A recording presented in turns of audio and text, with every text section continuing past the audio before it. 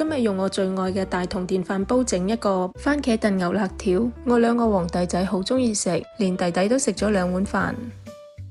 首先將切咗粒嘅牛肋條飛水，之後倒入去不黏鑊將佢炒香，炒到啲牛肋條表面少少變色嘅時候，我會放1茶匙呢個紅咖喱醬。咁如果你冇嘅話，韓式辣椒醬，反正屋企有咩就用咩啦。咁樣炒一炒，啲牛肉就冇咁腥，口感層次會更加豐富。將啲紅咖喱同牛肋條炒均勻之後，將啲紅蔥頭粒同埋蒜蓉倒入去炒，呢2樣嘢一定唔少得，而且一定要炒下佢先夠香口。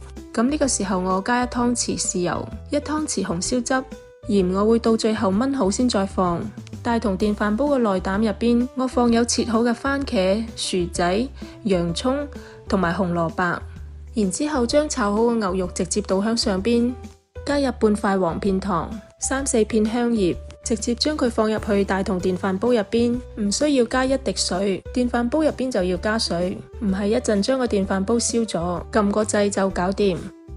半個鐘之後會自動跳掣，咁我哋打開蓋將入邊撈一撈。你冇睇而家仲係好乾，冇咩水，因為煮嘅時間仲未夠。撈完之後我哋就加啲水響電飯煲度，冚蓋撳掣繼續煮佢半個鐘。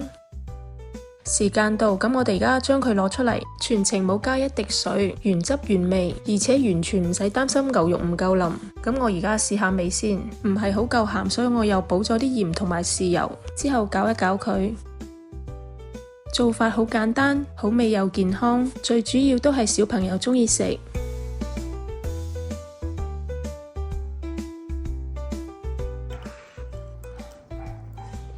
好唔好味啊？飯好食啊！啲汁撈飯好食係咪？就中意啲汁，你睇下你。